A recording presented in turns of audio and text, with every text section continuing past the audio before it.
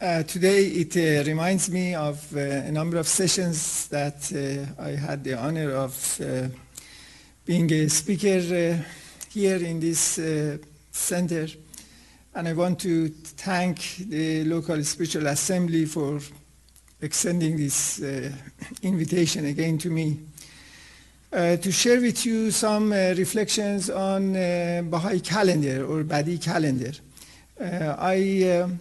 I gave 2 talks actually in Los Angeles about this issue, and the reason that I became interested to give such talks, of course, as you all know, is that from next year we are, the Baha'i community all over the world is going to apply details of Badí calendar for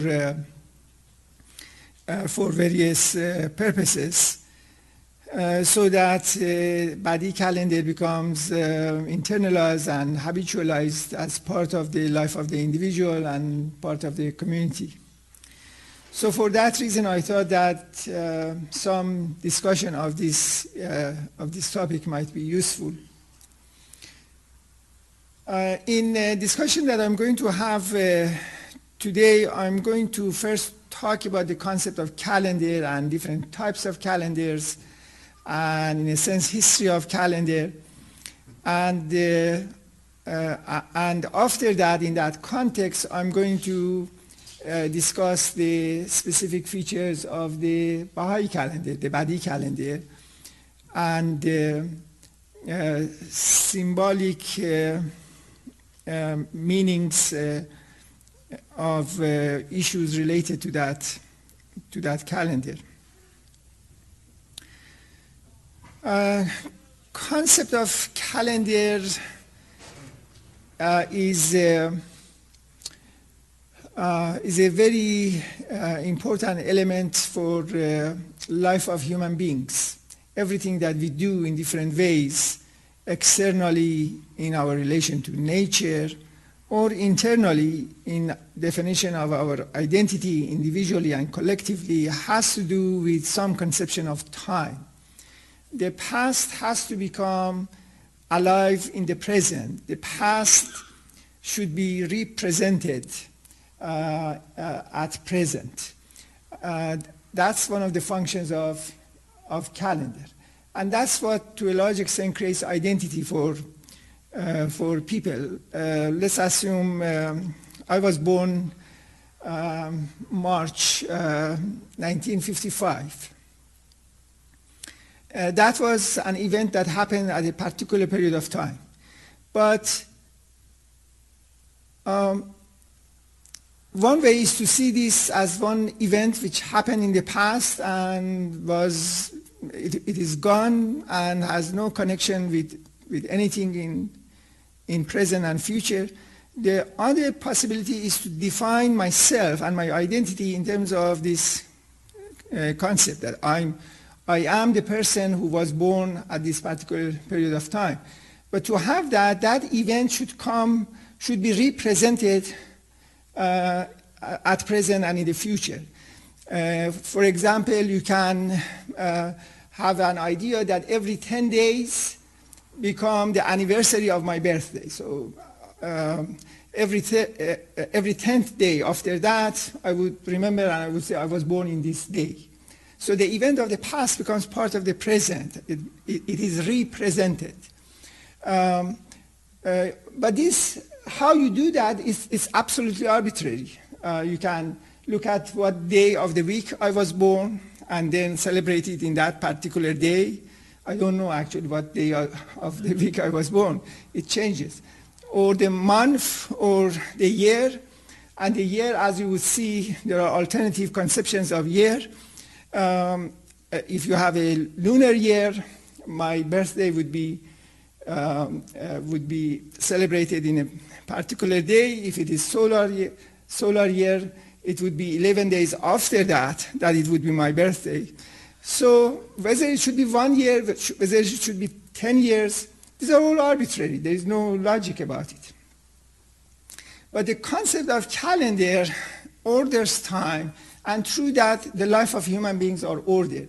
And with this ordering, past is now present in the future, and this is one of the main factors which are constitutive of identity. This was an example at the individual level, but then we have all these events which socially and collectively defines important events for communities. For example, there is this revolution in France at this particular period of time, and that becomes the beginning of a new type of society, a new type of order, and so on. There is the birthday of Jesus, whenever it was, and it was migration of Prophet Muhammad, for example, from Mecca to Medina, or other events. In the past, these events were primarily defined in terms of emergence of a particular dynasty. When a new dynasty or a new king would come to power and so on, this becomes the turning point of history. History is defined in terms of those times and so on. And those events now has to be celebrated. Those events has to become part of the present and future. So the concept of the year typically becomes something which embraces everything. It is a holistic conception. So everything that has happened is going to be repeated and represented within 1 year. 1 year normally, typically, it's arbitrary, but this is normally the way it is. As you'll see, the Bab uses this concept, and the year become equal to everything. The concept of totality, the concept of everything, all things, kull shay, becomes equal to 1 year. And we'll look at the symbolic significance of this. But concept of time, sociologically speaking, for instance, there is this sociologist, great sociologist, French sociologist, his name is Émile Durkheim. And he looked at concept of time and space for different tribes in Australia and other places. And he came up with the idea that the concept of time is a reflection of the order of religious, social, communal life of the group.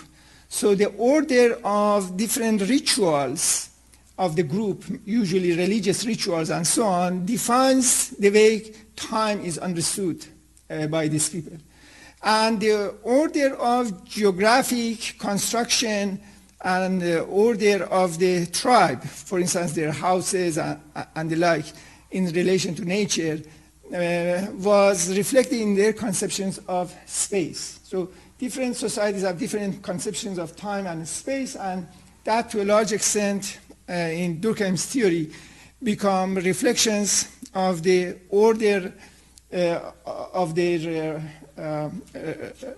social life, communal life, and so on. And then the concept of identity is defined in terms of the group. And the borders of the group. This same Durkheim always have written that the limits of morality is the limits of group. Namely, if you are part of the group, then you have all these conceptions that you should be loving, you should be caring, and so on. But if someone is outside of your group, then morality ends. Then that one is a stranger, is an object. You can kill, you can discriminate, you can objectify, and the like. So concept of calendar is inseparable from the concept of the group identity. And with that comes also the conception that you have of the group and others, and so on. I'm just saying these things without elaborating on them, that the concept of calendar and ordering time and so on is a very important part of conception of identity for all human beings all over the world. For the word calendar is from the Roman word kalend, which was the first day of the ancient Roman calendar. but in Arabic or Persian, the word which is used is taqvim, which literally means ordering life or ordering time and the like. For construction of calendar, there are a number of important questions. Each calendar has to deal with these questions. One is the primary question is whether the calendar should be based upon sun or moon. You should have a solar calendar, or you should have a lunar calendar, or you should have a combination of them. In the normal definition of these things in literature, they say that a lunar calendar is the one in which month and year is defined by moon, by the movements of moon. The solar calendar is the one in which the month and the year is defined in terms of the sun. And the lunar solar calendar, a combination of the two, is one in which the month is based upon the movements of moon and the year is based upon movement of the year. Now these definitions and classifications are extremely simplistic and in most cases are not accurate, as you'll see, but it is useful for beginning discussion on these issues. The lunar calendar is the earliest form of calendar because it is so easy for all people looking at transformation of moon and different stages of moon is something very easy, and you can calculate that very easily. It's a very perceptive issue. And so religious rituals in the past also were strongly connected with the concept of moon and stages of moon. Many cultures noting the fact that the stages of the female body is more or less the same as the stages of the movement of moon, have always defined moon as the goddess of fecundity and creativity and the like, and it was a very important part of religious rituals in so many cultures and so on. As time goes on and civilization becomes more sophisticated, lunar calendar is not sufficient. And the reason for that is that lunar calendar is not going to be able to predict in an accurate fashion different seasons. So if agriculture, for example, becomes important, or if you want to navigate, sail on the sea, you have to be conscious of the seasonal changes, and on that basis you act. When to have seeds, to cultivate the seeds, when to have harvest, and so on. These are based upon seasonal changes. But if you have a lunar calendar, even if it is lunar solar calendar in a sense, and it is based upon the movements of the moon, then the beginning of the year sometimes is in spring, sometimes is in winter, sometimes is in summer, and so it changes. It's very difficult to make it compatible with varieties of practical needs of civilization. And so when societies advance in different ways through agriculture and other concerns and so on, usually lunar calendar is replaced by some sort of solar calendar. However, even most solar calendars are partly lunar, and most lunar calendars are partly solar. So the earliest definition that I gave you is very superficial. The key for this is the fact that in many of the calendars, the number of the months is 12. You have 12 months within a year. Now, this concept is both lunar and solar. It is lunar, any calendar which has 12 months, the year consists of 12 months, is a lunar calendar. At least lunar element is a very important element of that. And the reason for that is that the movements of the moon, the cycles of the moon, 12 becomes the closest number for the movement of the sun. Namely 12 lunar months, 12 and a half almost, becomes one year. So it is closer to 12 rather than 13. So the choice of the fact that calendars normally had, many of them, not all of them, had 12 months is based upon the idea that moon was the standard of definition of time, and then because in the conception of year, sun and movement of sun and seasonal changes are taken into consideration, then the closest number of movements of moon, which corresponds to movement of the sun, becomes 12. So when you have 12 months, it is actually meaning that both the concept of solar is present and the concept of lunar is present. And this means that almost all calendars that we have are neither solar nor lunar. They are some sort of combination of solar and lunar. There are a few exceptions that you have purely lunar calendars or you have purely solar calendars. As you would see, the Baha'i calendar, the Badí calendar is one of these. It is purely a solar calendar. There is no element of lunar calendar. There is one little exception to this that I'll talk about it later.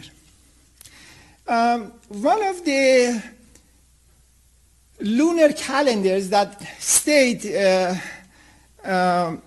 the march of civilization is the Islamic calendar.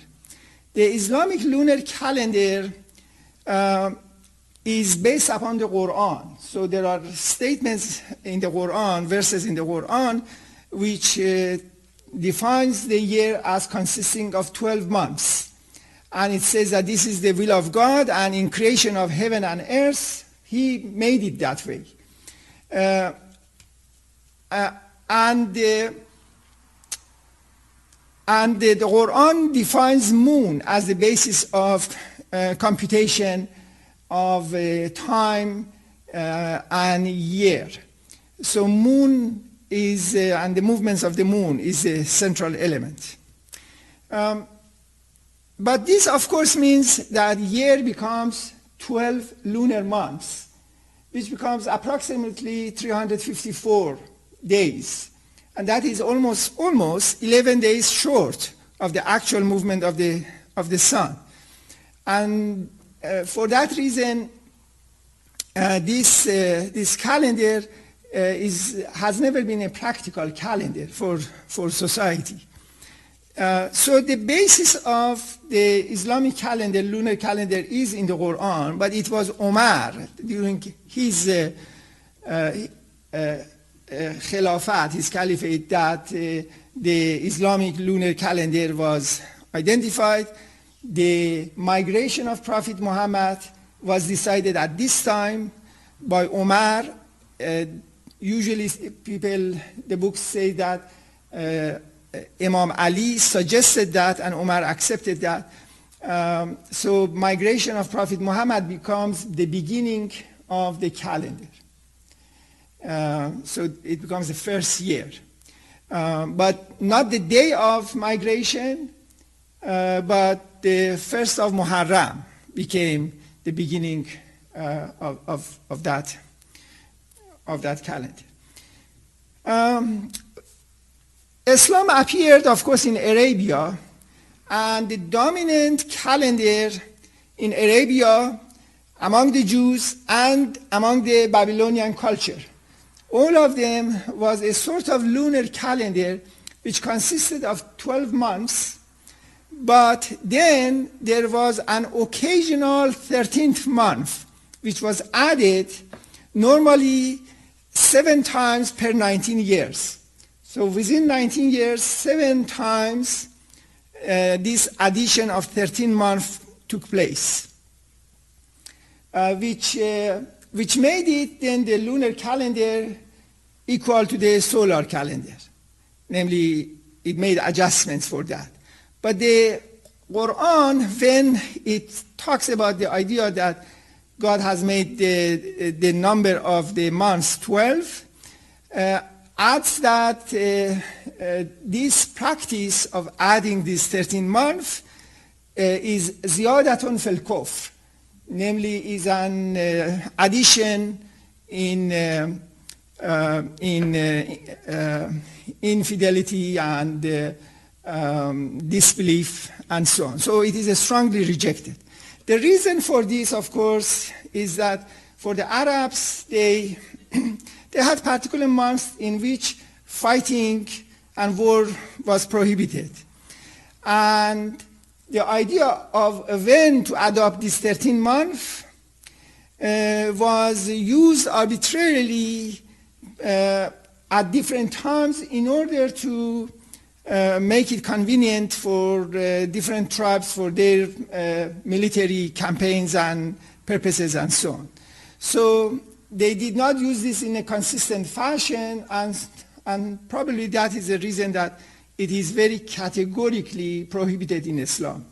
So the connection, the Jewish calendar, which the source of that is Babylonian calendar, which after Cyrus freed the Jews, they adopted that calendar, and in pre-Islamic Arabia that calendar was there, was a lunar calendar which added occasionally this 13 months.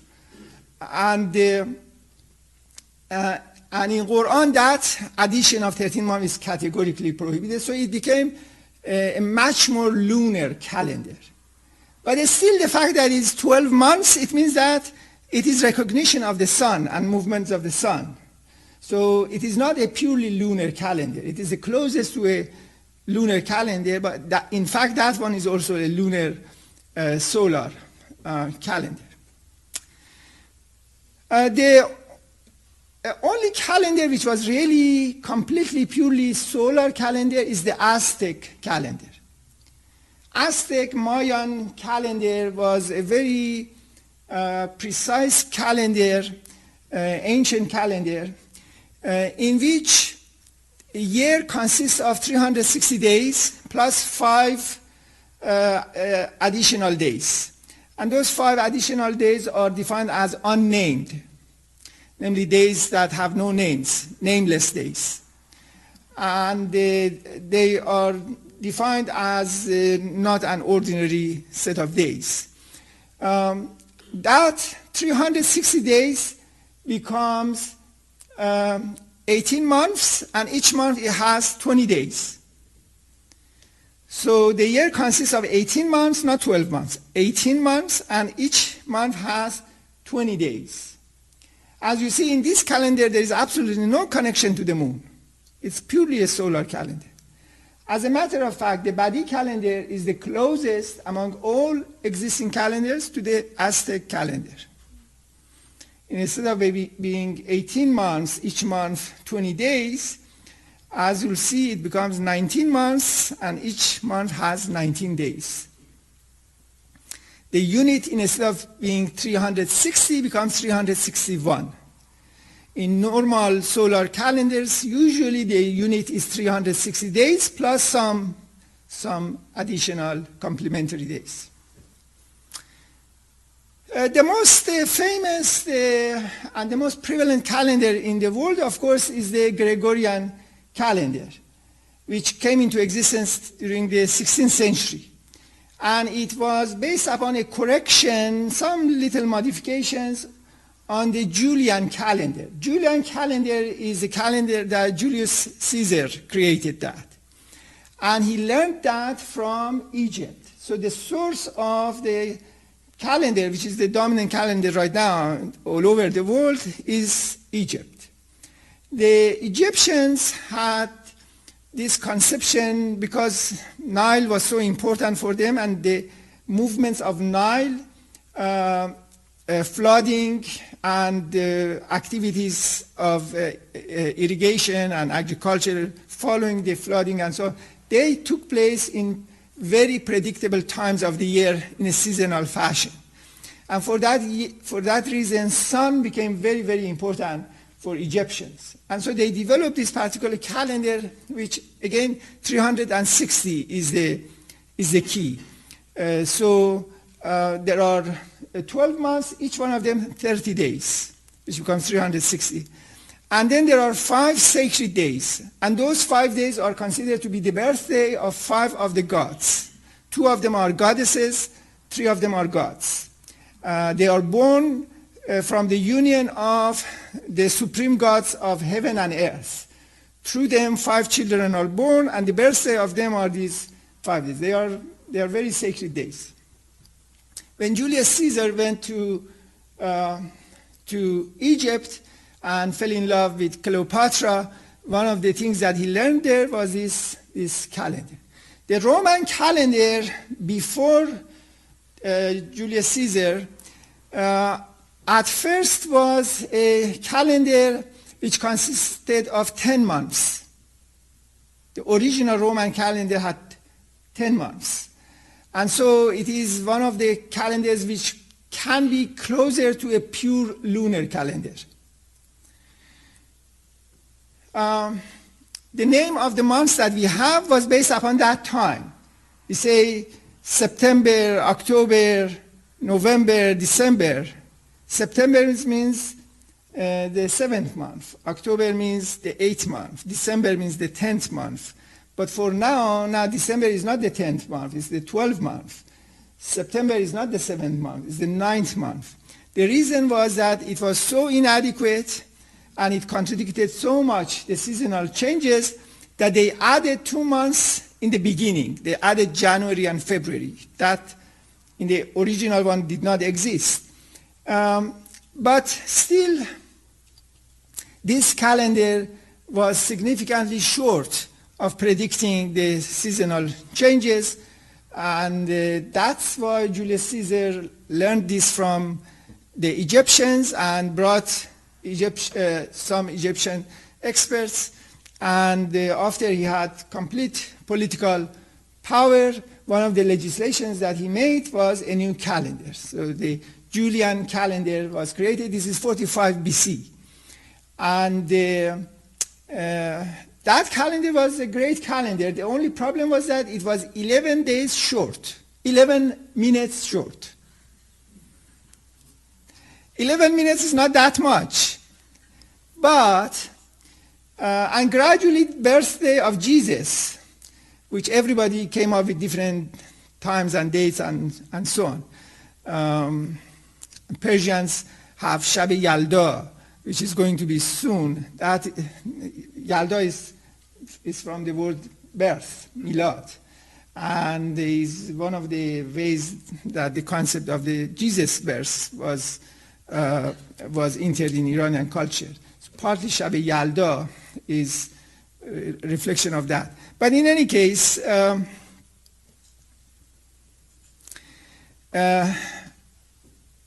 after Julius Caesar's Julian calendar, time went on, and in 16th century we had problems. Namely, those 11 minutes have combined, and so 10 days the calendar was behind from the astronomical natural calendar.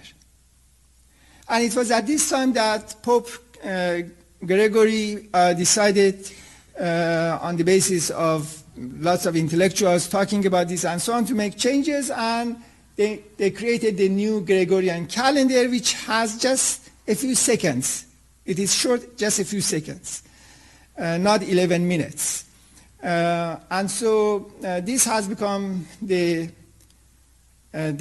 dominant calendar. In Iran, the Zoroastrian calendar normally understood the time as 360 days plus 5 more additional days, and these 360 days were 12 months, each one of them 13 days, and so on. Then a calendar came in. Then later on, because of coming of Islam to Iran, the lunar calendar became the official calendar of Iran in varieties of forms and ways. But Omar noted very soon that this Islamic calendar is not functional for taxation. Namely, many times, according to the lunar calendar, people have to give taxes on the basis of harvest when harvest has not taken place yet because it didn't fit the seasons. So they created this informal solar calendar just for the purpose of taxation, but it was not the dominant calendar. So in Iran, during the Seljuk dynasty, Malik Shah, Jalaluddin Malik Shah, he had Khayyam, this great scholar of Iran, to create this new calendar, which is called Jalali calendar, because the name of the king was Jalaluddin Malik Shah. It's Jalali calendar, and in the modern Iran,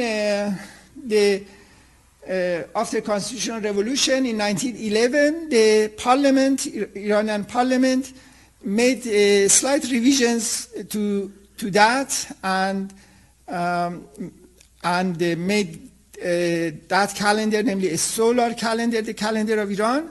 And then in 1925, Reza Shah, the king of Iran, made a few additional adjustments. For example, the name of the months returned to the Zoroastrian names. From then on, this has been the dominant calendar of Iran. It's a very precise calendar. The beginning of the year is defined astronomically, not on the basis of a particular formula in understanding equations for the year. But it's the moment of equinox. When equinox happens, the moment that day and night are equal in the just beginning of spring, that becomes the beginning of the new year. And that becomes the first day of the year, which is Nowruz. Nowruz means new day, or the day of beginning, the day of inception. And that is a very interesting calendar. And one of the big surprises for me is that after Islamic Revolution, they did not reject or abrogate or remove this solar calendar. Because according to the text of the Quran, it is very explicit statements of the Quran, calendar must be based upon lunar calendar and so on. So this is absolutely unacceptable. And yet, maybe for practical reasons, or maybe the culturally celebration of different elements of this time is so tied to the Iranian identity, like Nowruz, like this Shab Yalda. It's a concept of seasonal. It's not lunar concept. It's a solar concept and so on. So that after Islamic Revolution, they decided that they should not challenge this particular. But this is one of the greatest surprises for me, that this should have been one of the first things that should have been removed, and a return to lunar calendar, because that's not an arbitrary thing. It is explicit statements of the Quran. In any case, what I mentioned in an inconsistent fashion was some discussion of how calendars are constructed and created. And you see the most important question really is whether it should be solar or lunar. And then under that there are a number of other questions. What should be the first day of the year? Following Zoroastrian traditions, Iranians take the beginning of spring as the first day of the year. But for instance, in Gregorian calendar, the beginning of January is the first day of the year. So this is a question that is part of definition. And then what should be the first year of the calendar? And that depends on how society conceives one particular event, one particular episode as the turning point of history.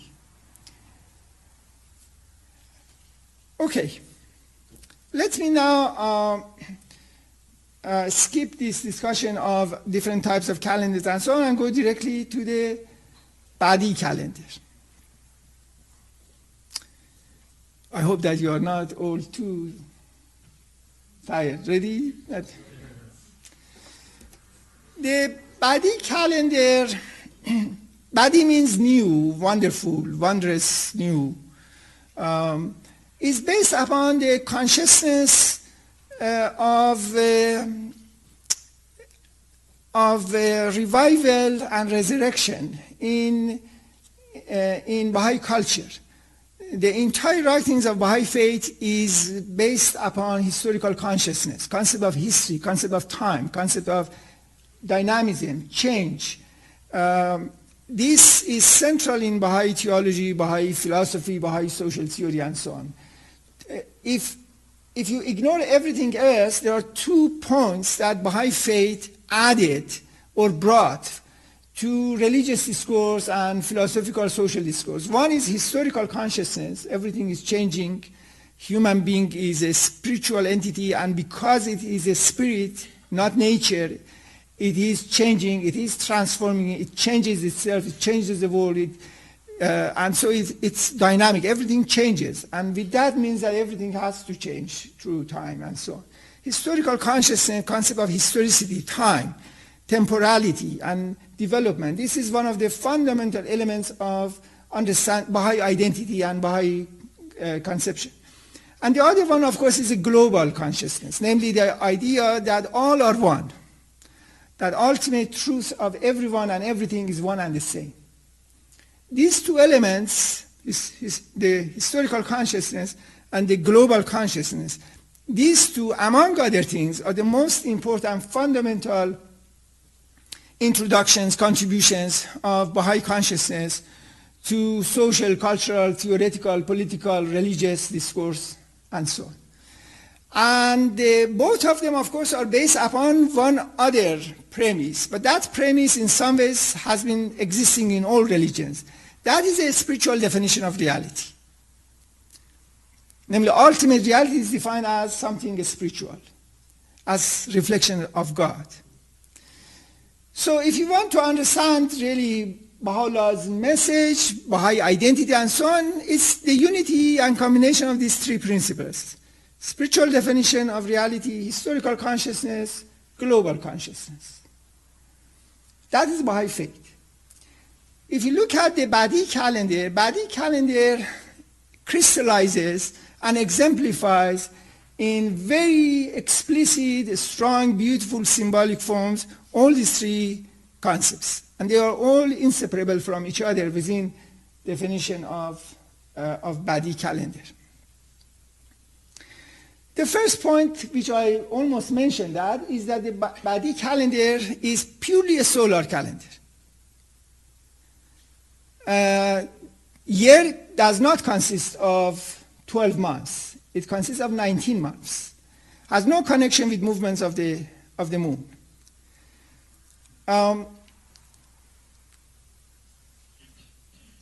Now, the most important philosophical principle behind this purely solar calendar of the Baha'i faith is the concept of unity and a new definition of identity.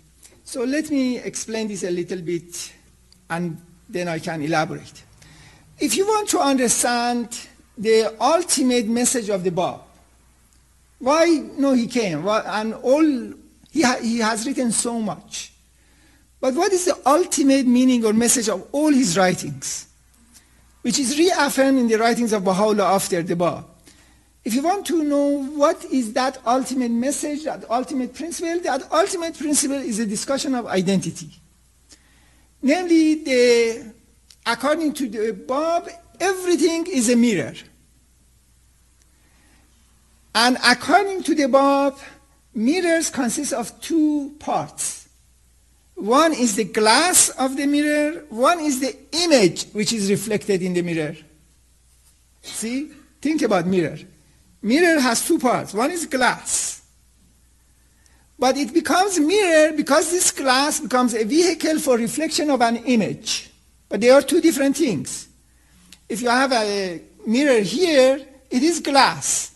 And if I'm right now in front of it, my image is there.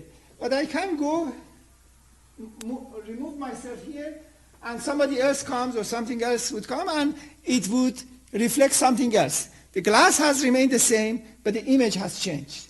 To be mirror means to have glass and to reflect image. Image and the glass are the two constitutive parts of mirror.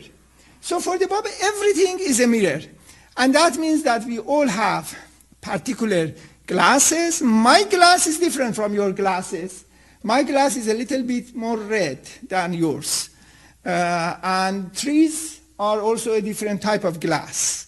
Mountains are a different type of glass. All different human beings have, each one of them have a different type of glass. Now, according to the Bab, and according to the Baha'i faith, humanity so far has primarily understood the truth of people and things, the identity, the true identity of things, in terms of the characteristics of the glasses. I'm a sociologist. I have studied as a sociologist, although right now I don't teach sociology. But sociologists are obsessed with what they call identity politics. The more progressive they are, the more identity politics is emphasized. But identity politics is primarily the idea that our true identity is nothing but our gender, our race, our ethnicity, our nation, our social class, our religious, our culture, and the like. So my language, the group that I belong to, my ethnicity, and so on, these define who I am. Am I a male or a female? Am I black? Am I a white? Am I Persian? Am I Japanese? Do I speak German? Do I speak Spanish? Whatever. These are what is perceived to be my truth, my identity. As I mentioned, social sciences in 20th century and 21st century have been promoting this message. According to the Pope, there is a fundamental problem with this viewpoint, with this philosophy, because immediately it makes people estranged from each other, alienates people from each other, alienates people from nature, and defines people in terms of a particularistic group, category that they belong to. So outsiders becomes objects, become strangers. And when you objectify others, the others, as Durkheim said, that the borders of morality is the border of the social group. It becomes so easy to kill. It becomes so easily to oppress, to discriminate, to hate. For the Bab, we have to create a new culture. What is the characteristic of that culture? The most important basic principle of that culture is that the truth of mirrors is not characteristics of glasses. The truth of mirror is the image which is reflected in the glasses. And the idea is that all mirrors of beings are glasses which are reflecting one and the same reality. That one and the same reality is God. And it is the reflection of divine attributes in everything according to the capacities of different things, which constitute the truth and true identity of things. So I become, for example, a human being. My identity, my true identity is no longer the fact that I speak this language or I'm born in this particular part of the world or color of my skin is this way or that way, or my social class is this way or that way, or what is the level of my education, or what other social categories. I become image of God. This was the lesson of the first page of Torah, which is the most progressive statement that has ever been made. And if Jews and Christians and Muslims who all believe in this statement had understood this, we would have had no problem in the world. No problem. Problem is that none of them ever understood this. The entire message of Baha'u'llah, the entire message of the Bab is affirmation of that same fact, that what defines my truth is the fact that I am one with you. We are all one and the same. We are different, but our truth is one and the same. We are all image of God. But being image of God or manifestation of divine attributes for Baha'i is shared by everything. Everything that exists is a reflection of divine attributes. It's not just humans. The entire reality becomes one. And of course, the fundamental principle of this new form of consciousness is that everything becomes sacred, everything becomes beautiful, everything has right. And so the culture of human rights, culture of democracy, if I'm sacred and you are sacred, and we both, our truth is nothing but a reality in which nothing can be seen except God, then the only mode of regulating society and so on is consultation. Because we are all sacred and we all are reflections of God. Nobody can be a slave. Nobody can be discriminated.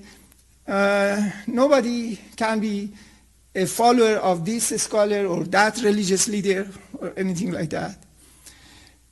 It's a new way of ordering society and creating the world. So Baha'u'llah's social teachings are reflections of a metaphysical principle. This is very important.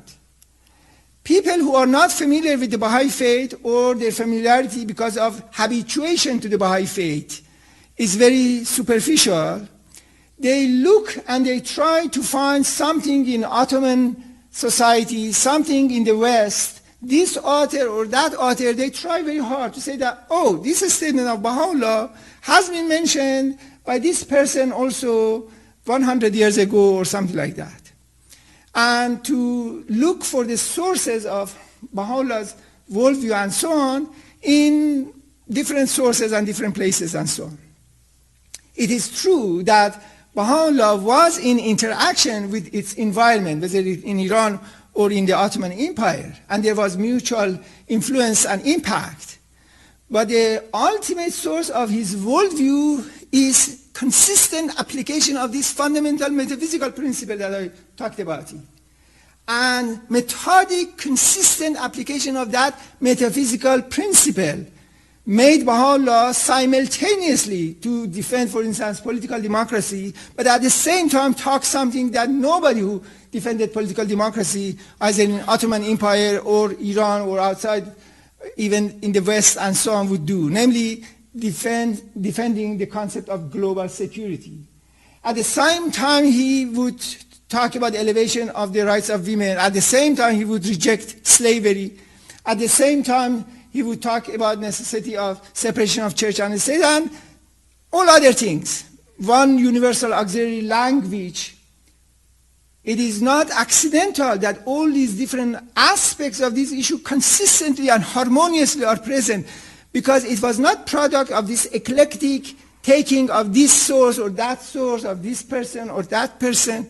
It is reflection of a metaphysical principle which is applied, a spiritual principle, which is applied consistently. And therefore, the concept of democracy for Baha'u'llah is qualitatively different from concept of democracy as it has been discussed or has been practiced. I have mentioned this in lectures that we had a long time ago, that Baha'u'llah for more than 30 years was the first Iranian who talked of political democracy. Nobody before Baha'u'llah in Iran has talked of political democracy. And Abdul Baha then was the second Iranian who talked of political democracy. But his conception, their conception of political democracy, is not the idea that people go and vote. Their conception of political democracy is conception of consultation, loving each other, listening to each other, and communication and love of everybody. That is the democracy of Baha'u'llah and so on, which then he extends it to the collective level. I shouldn't have discussed this, but I became affected by that. So I mean, anyway, this is the message of Baha'i faith. Now look at the Baha'i calendar, and you see the realization of this fact. So for Baha'i faith, the true identity of everything is one and the same, namely the fact that we are all reflections of divine attributes, that we are all one and the same. It's unity in diversity. We are different, but different different expressions of the same reality, of the same truth, which is a spiritual principle. The Bab makes the concept of the year equivalent to the concept of society, community, and equivalent to the concept of everything. So everything, a year, as I mentioned, year becomes a totality, which includes everything. Bab makes a year symbolic of everything and the community, society. And he finds a particular word in Arabic or Persian that becomes expressive of that same concept. And that word is kull shay. Kull shay, as Persians would say, and Arabic, kull shay, means all things, everything, means everything. Usually it is translated as all things, everything, whatever exists. But you know that in Arabic, in Hebrew, and even in Latin, different letters have particular equivalent numbers. And this is one way of symbolism and extending the different layers of the meaning that was used by Bab frequently. The word kull shay, all things, numerically is equal to 361. The Baha'i concept of calendar and year is defined in terms of 361 plus 4 or 5 additional days, but the unit is 361. And there is no other way, because the year, the movement of the sun, is 365 days and about 1/4 of the day, about 8 hours. 8 hours and a few minutes. For that reason, it is not compatible, it is impossible to divide it into a very consistent number of days or number of months, unless you make months change. So some months are 32 days, some months are 31 days, some days are 30 days, some days are 29 days, and in different calendars it has been used in different ways. All of them are based upon lunar conception, because these are all close to the lunar movements and so on. So 361 is chosen by the Bab, and 361 is equal to all things. The year becomes symbol of all things and of the Babi community. The Babi community is defined, according to the Bab, in terms of repetitions of 361, repetitions of kull shay. By the way, kull shay is also the title of the Persian Bayan. Both Persian Bayan and Arabic Bayan are called by the Bab kull shay, all things. But I don't have time to engage in that, and it's not directly related to our discussion, so we'll skip that. So both society and everything becomes 300, all things, 361. Now,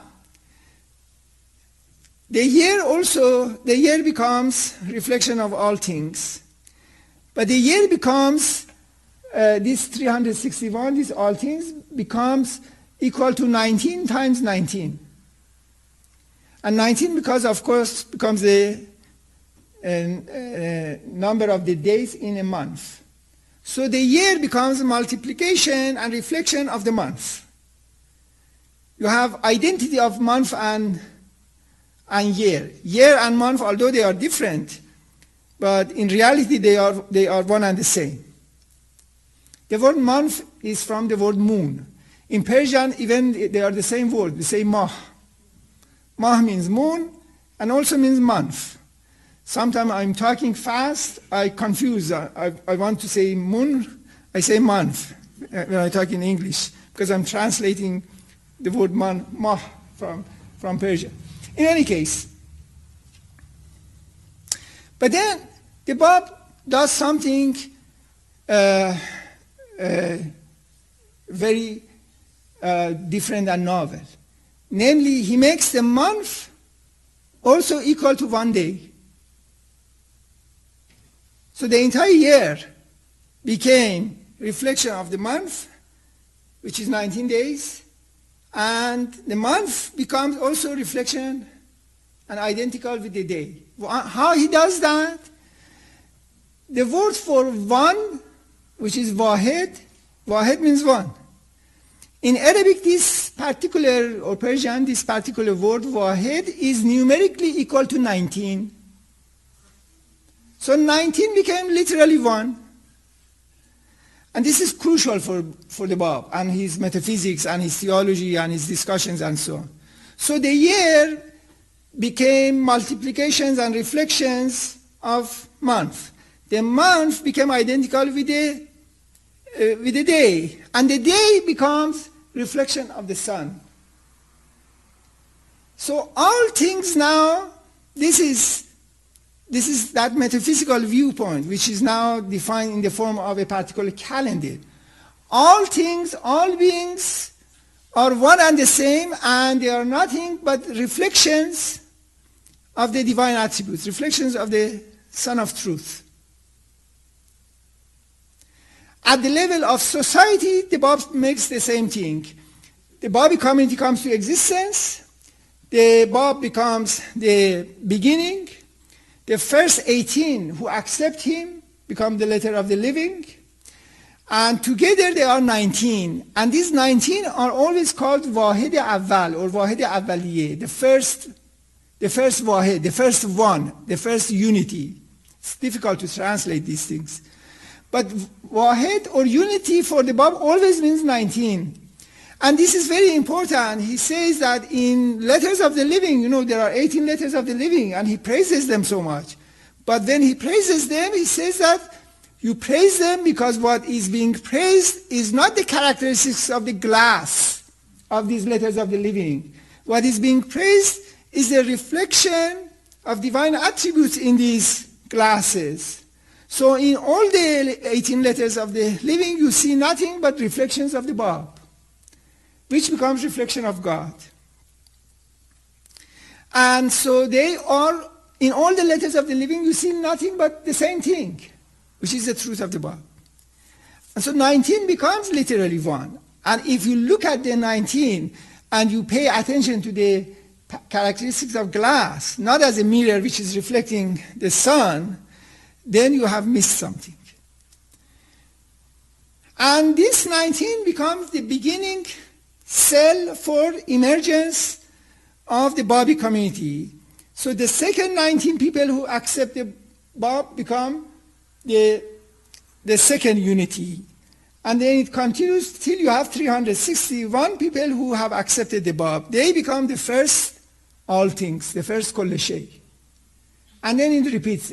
So the person who accepts the Bab and is the 362nd person becomes the first person who accepts the Bab from the second Kull Shay, from the second all-being. So all-being becomes more or less equivalent of 1,000 for us. Normally we order everything in terms of 1,000, 1,000, 2,000, 3,000. For the Bab it becomes all thing. And what is important, again, is that in all reality, all society, you see reflections ultimately of the 19, of the first 19, primary 19, which is the letters of the living and the Bab. And in that, you see nothing but the divine revelation. All beings become reflections of divine revelation. And this is central in the writings of the Bab. In his Kitab al-Asma, the book of names, the full title of that book is the book of the names of all things. He has a chapter, one of my favorite chapters.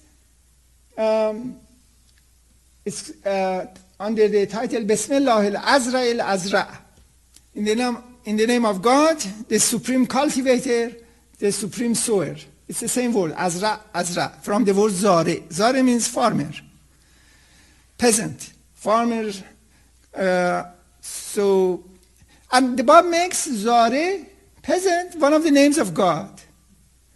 Zare was traditionally understood as the lowest social rank in the society.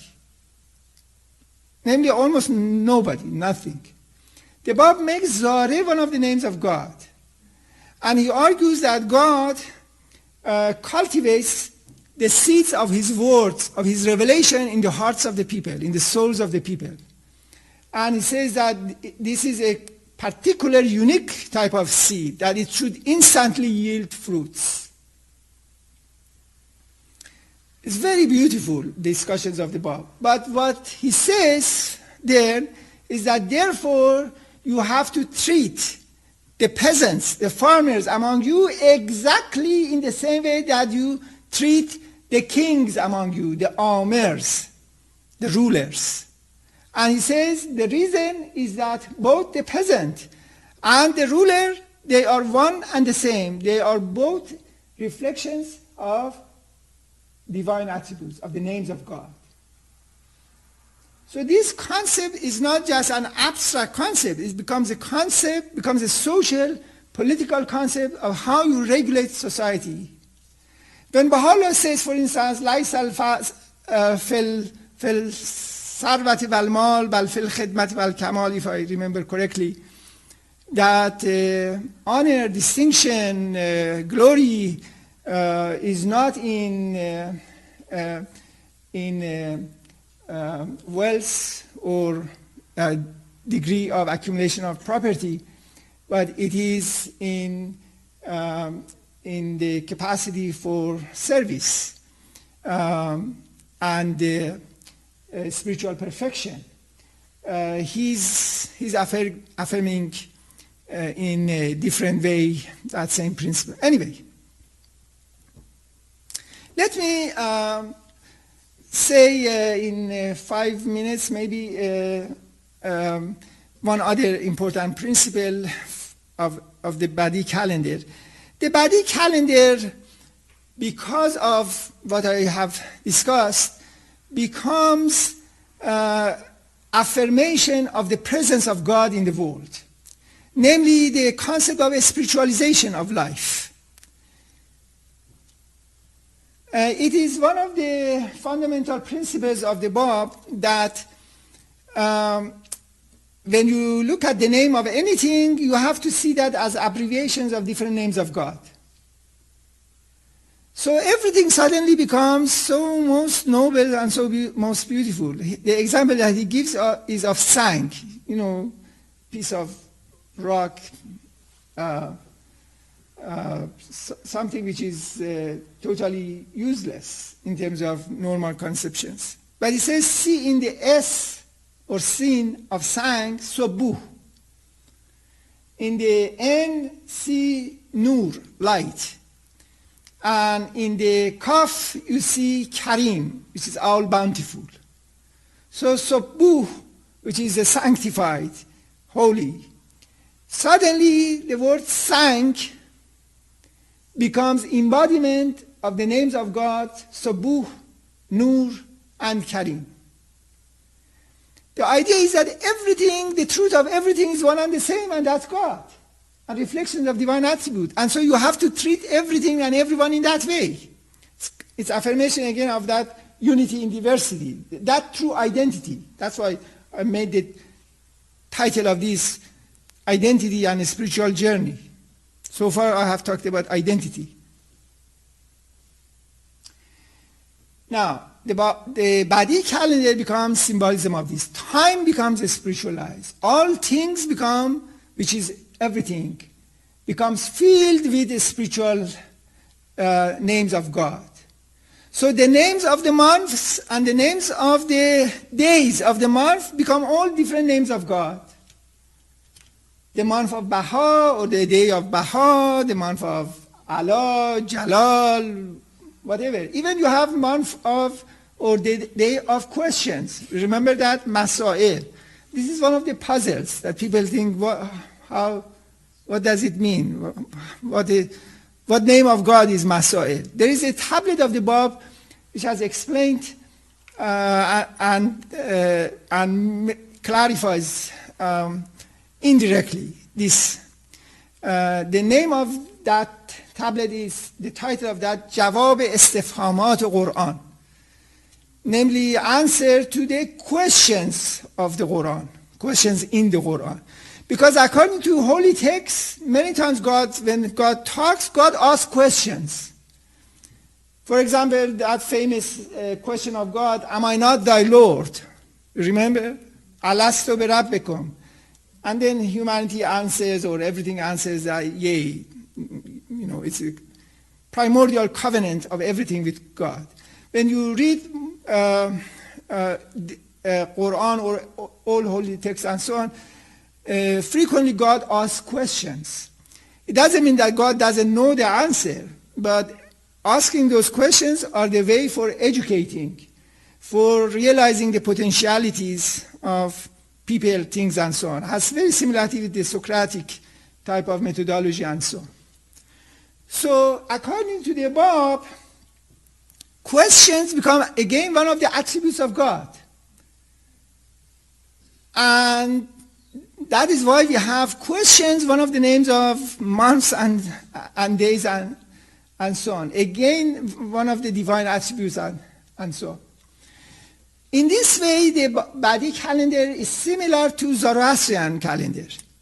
In the Zoroastrian calendar, the names of months and days and so on are all based upon different angels, different holy beings, and of course, elements are sacred, water, fire, and so on.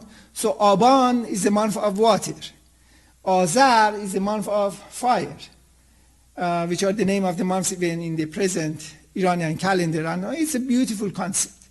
Sacredness of nature, spiritual orientations, and so on. You can see that the Baha'i calendar is reflecting a lot of influence of Zoroastrianism and original Iranian culture. You have to forget about the fact that all Iranians now are used to solar calendar, because the solar calendar from early 20th century have been the dominant calendar for everybody. But at the time that the Bab came, or Baha'u'llah came, the only calendar that they knew, the only dominant calendar was the lunar calendar. And as I mentioned, it is based upon the Quran. It's not an arbitrary calendar for them. It is justified by the Quran. Now think about the Bab, this young merchant from the Shiraz, coming and creating a new calendar, abrogating the lunar calendar completely, replacing it with not a solar lunar calendar, with a purely solar calendar. This was a revolution. In addition to that, he made the beginning of the day Nowruz, which is another very important sacred Iranian Zoroastrian concept and so on.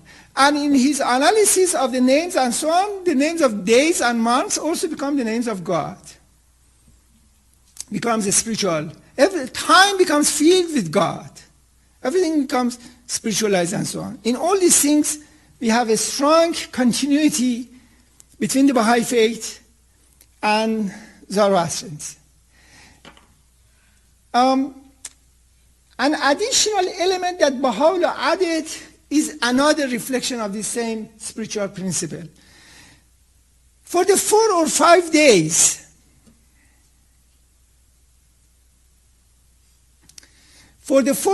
days, which becomes additional days after 361, the Bab did not make any particular arrangement. It's not present in his discussions. So Baha'u'llah made this new arrangement. And the arrangement is that the month of fast becomes the last month. The last 19 days of the year, the month of Allah, becomes the month of fast. And these 4 or 5 days precede the month of fast. So it is between the 18 months and the 19 months. And of course, one of the implications of this is that Nowruz, the day of celebration and joy, comes immediately after 19 days of fasting.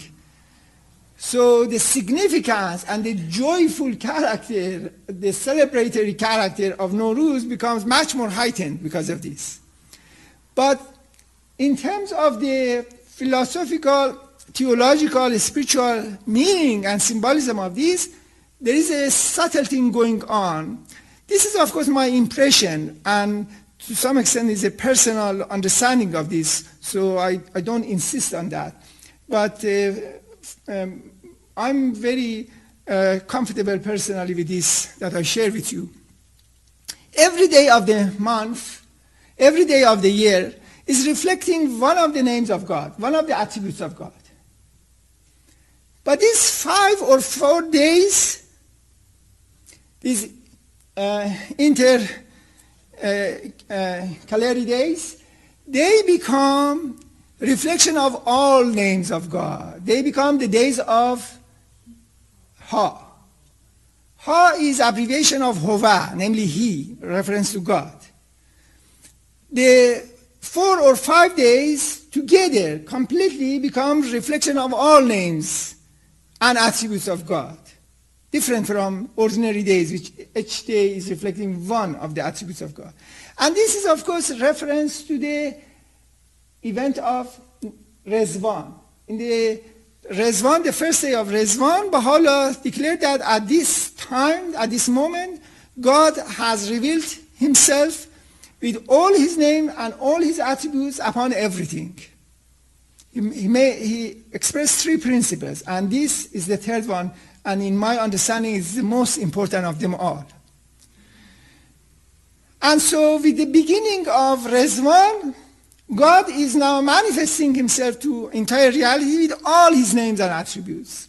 And the days of Ha become reflection of this cosmic event. It was the event which made Najasat, the fact that certain people are impure or dirty and so on, abrogated, make slavery abrogated, replaces that with the culture of love, communication, and human rights. So you have the days of God, Ayyam Ha, followed by days of fasting, which is rejection of anything which has to do with injustice and hatred and so on. This is the way fasting is understood in the writings of the Bab, in Persian Bayan, for example, and in Baha'i writings also. And this process of spiritualization brings us to the first day of the year, namely the Nowruz, the first day of spring. But that day happens to have a particular name. It's one of the names of God, but the name of God happens to be the day of Baha, of the month of Baha. And according to Baha'u'llah, according to the Bab, Baha is the most great name of God. Namely, it is the name of God which contains within itself all different other names and attributes of God.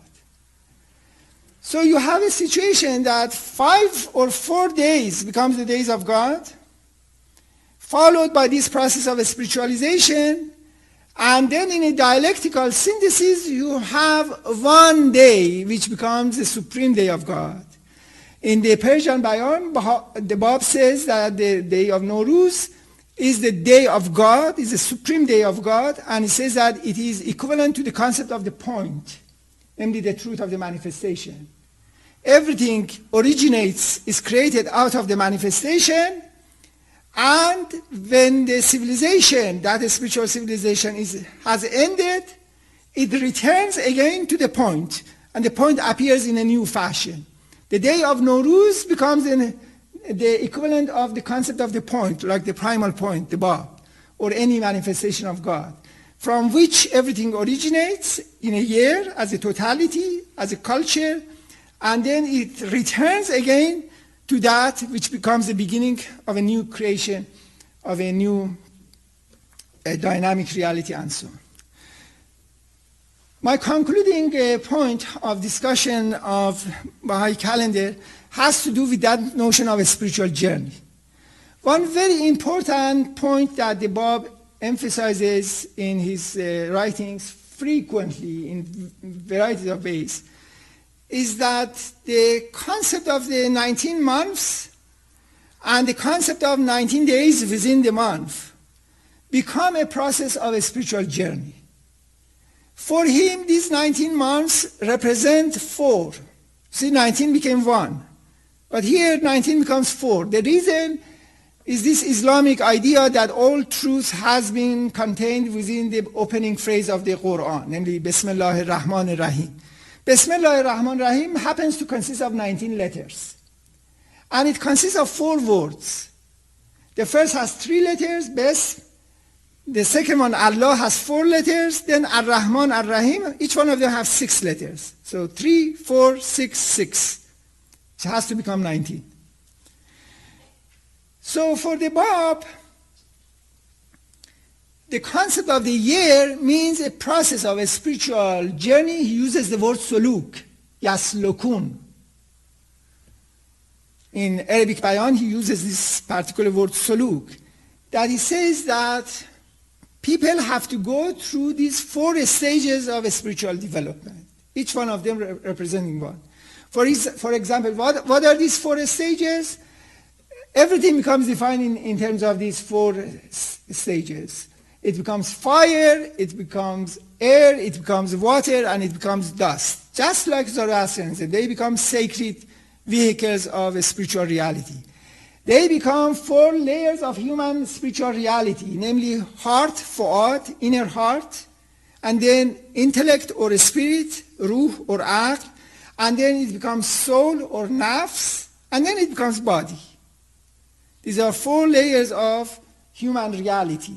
And 4 colors, 4 different forms of praise of God, tasbih, tahmid, tahleel, and takbir, with that order. And other things. Each one of these, discussion of that requires an independent discussion. So for the Bab, the purpose of life and construction of time, ordering of time in this way, is that within a year, and the same thing in a different fashion within a month, because a month is also 19 days. One has to go through all these 4 stages of a spiritual reality, identify with them, and become one with them. And so through the year, you become one with all reality. It is a process of a spiritual journey and development. And this, of course, is inseparable from that concept of identity.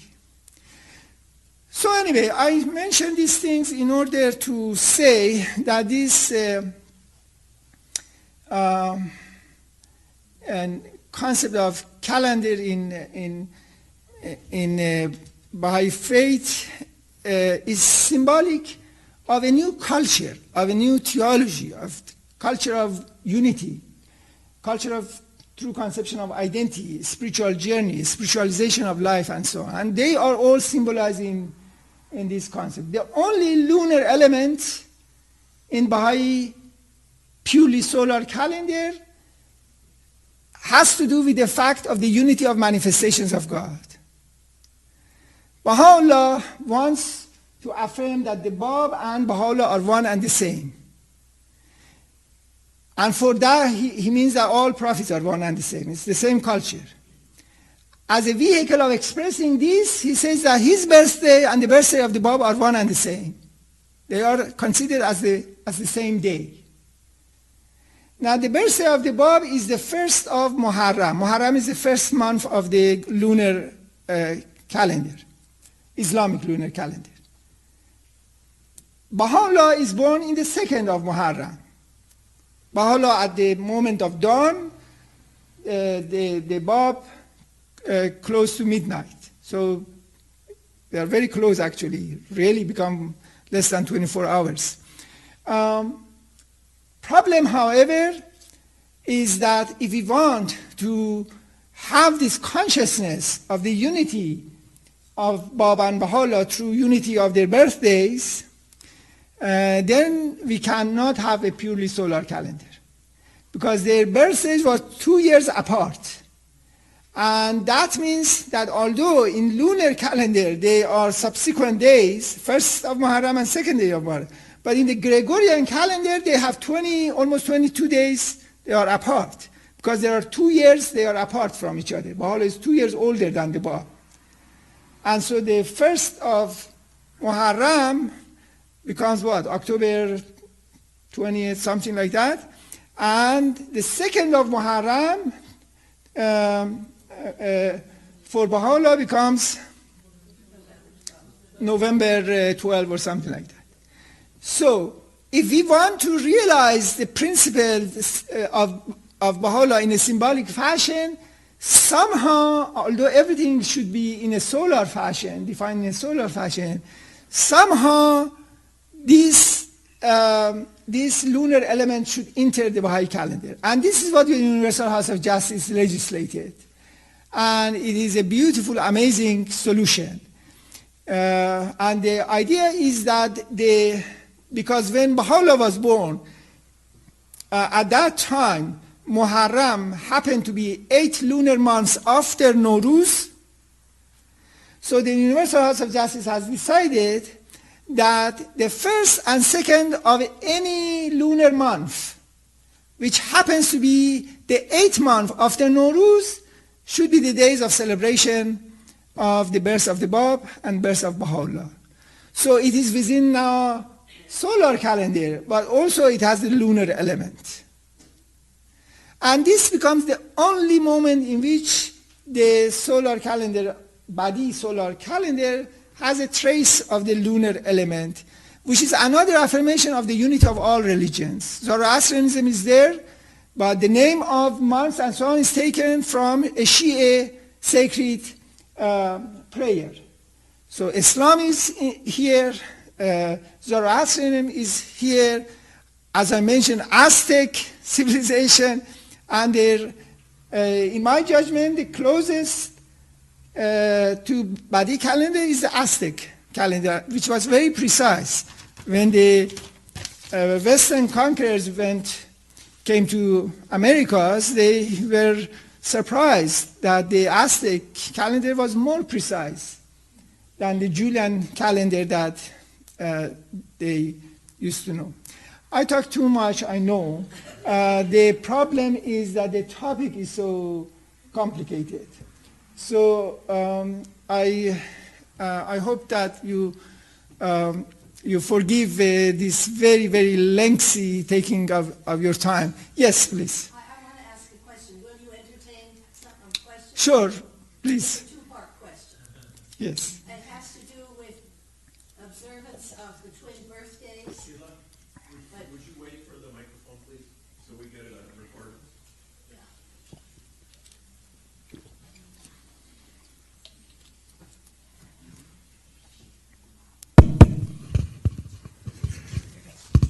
Yes, this is a two-part question.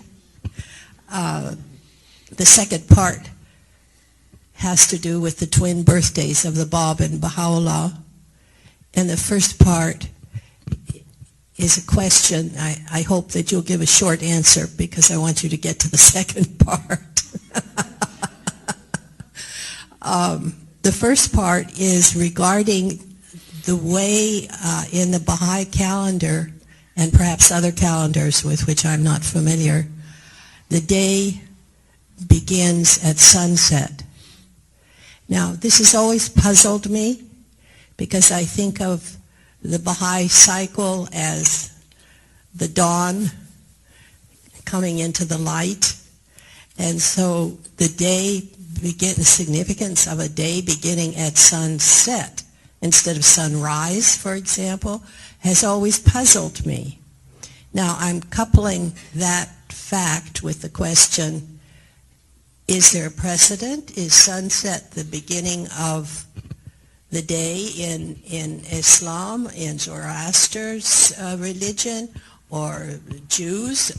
I don't think it is for Christians, but you can correct me there.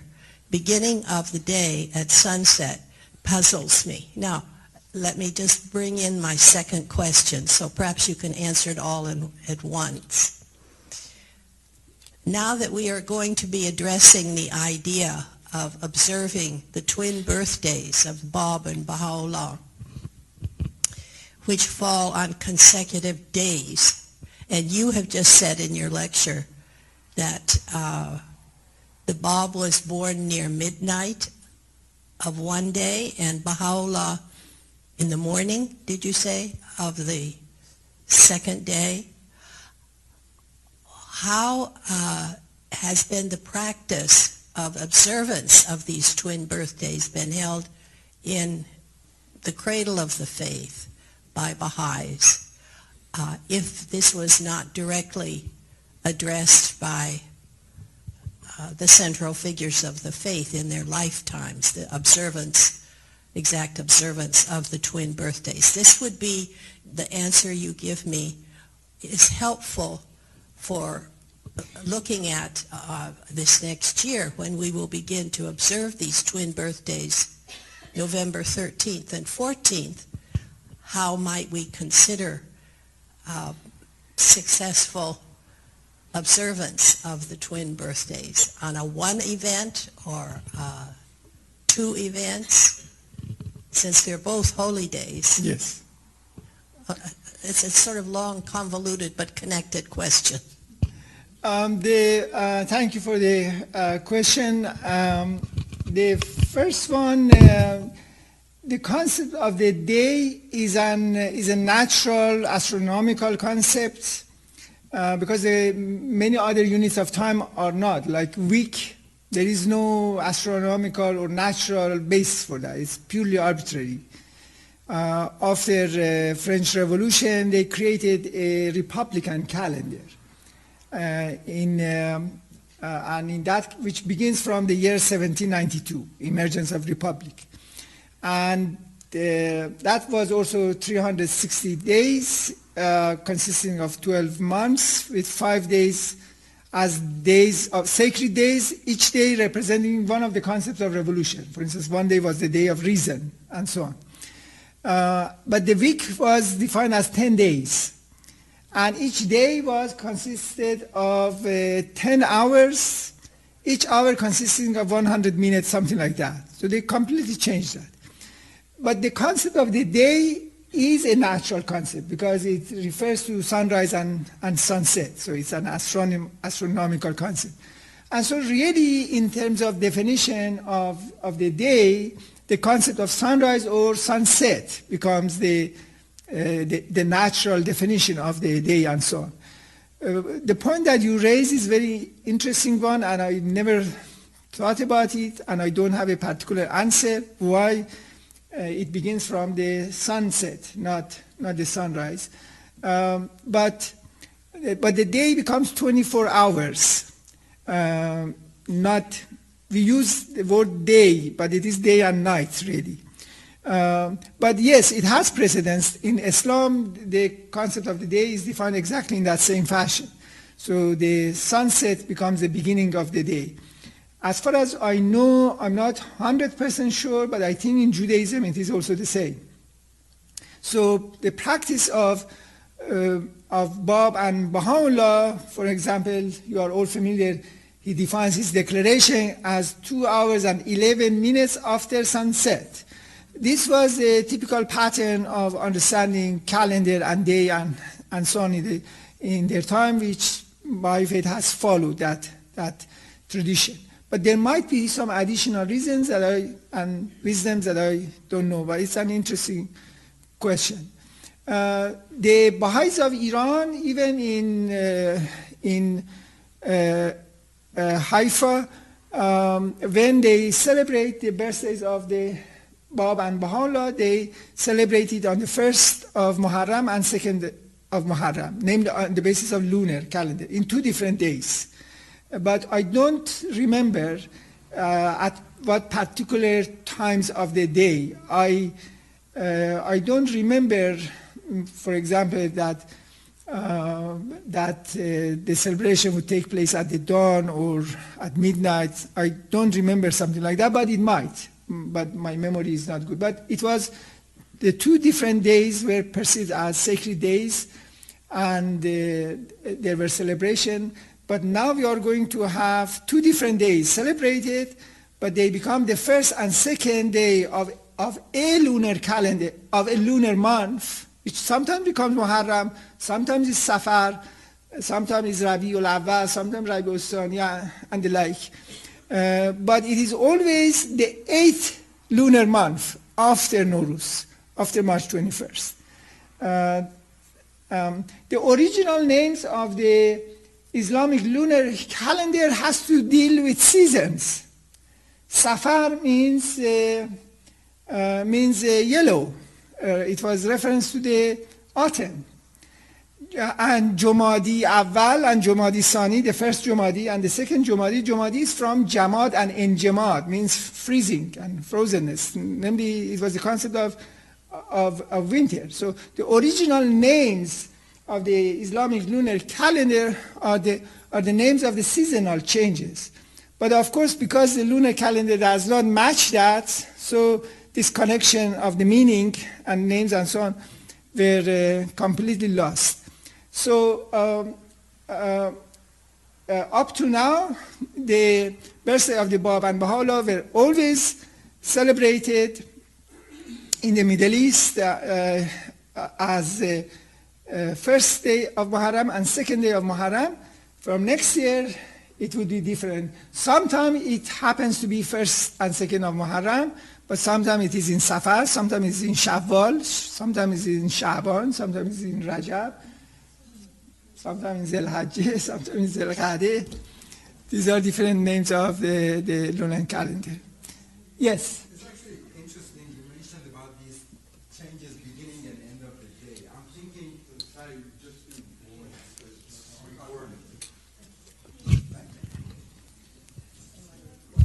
well, interesting subject about the beginning and the end of the day. If we actually redefine rather than starting the day with dawn, thinking of ending the day at sunset, then what happens after the day ends?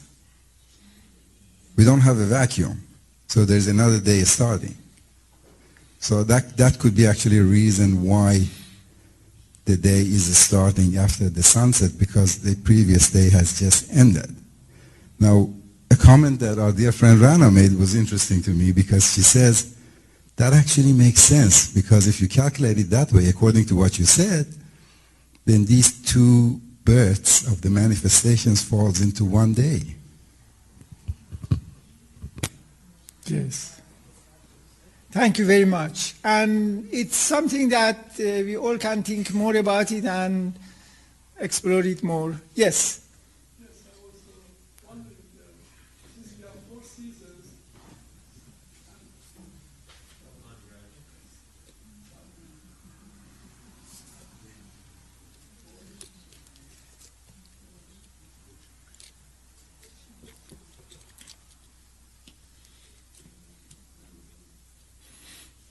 okay. Yes, since in the Baha'i solar calendar we have 4 seasons and we have 19 months, I was wondering how do we divide the 19 into 4? The seasons happen to be on predictable, precise days, and each year it repeats itself. But they are not on the same day of the month. So it is in that sense closer to the Gregorian calendar. In the Gregorian calendar, it's not the beginning of the month, which becomes the time that the new season change starts. It's usually, for instance, 20th or 21st, sometime 19th, sometime maybe even 22nd of the month, which is when a new season starts. So within the Baha'i calendar, seasons would have a consistent pattern, but they don't happen in the beginning of the month or in the same day exactly of the month. They change, but they are easily calculable in terms of when they would fall. Calculation of seasons also, astronomically, there is something, calculation of seasons according to many calendars, something else. And many times the way seasons are defined in terms of different calendars do not match the astronomical conception of calendar, but sometimes they do. But calendars had to make decisions whether the number of months become inconsistent, sometimes 31, sometimes 30, sometimes 29, and so on, or to keep them consistent, for example, all 30 days, but then other inconsistencies would be created and so on. In the Badí calendar, The consistency is 361, and 361 becomes 19 and 19. But then the beginning of seasons, although they are completely predictable, but they happen at different days of the month, of different months, and is not the same. It's not the same day, nor they are the beginning of the month. And also with these new changes, are the other Baha'i holidays affected at all? Very little changes. One of the changes is about martyrdom of the Bab. In one of the tablets of Abdul Baha, he mentions the celebration of martyrdom of the Bab on the day of Sultan, if I remember. And that means that it becomes July 10th. Normally it becomes July 10th. Sometimes it may change. And normally martyrdom of the Bab has been celebrated or remembered, commemorated July 9th, which is actually closer to the time that the event has happened. But since Abdul Baha indicated the day of Sultan, if I remember, as the time for remembering the martyrdom of the Bab, Universal House of Justice has decided that from now on, martyrdom of the Bab would be celebrated in accordance with the wish of Abdul Baha. So one day becomes different. Other things about Nowruz also becomes different. We had a lot of problem in the West celebrating Nowruz when the New Year begins, when the fast, because there was a different set of rules. Those rules are going to be gone, and new rules are going to emerge. So the concept of the year is going to be defined in terms of astronomical event. And that's equinox, when night and day are equal and so on. And if this happens, if I remember according to Baha'u'llah, before sunset, then that day is the first of spring, the day of Baha is Nowruz.